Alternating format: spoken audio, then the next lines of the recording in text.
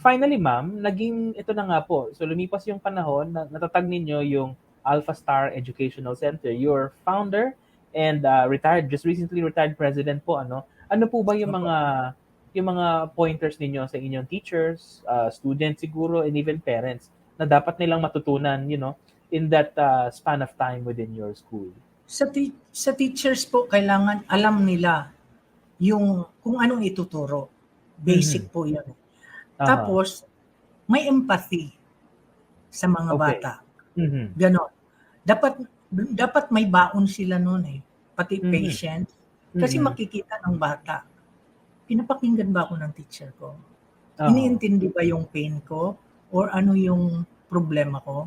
Sa Mhm. parents naman po, basically ako po yon kakausap. Kung may Mhm. pupunta sa akin, mag-enroll. Kasi kung may children with unique needs,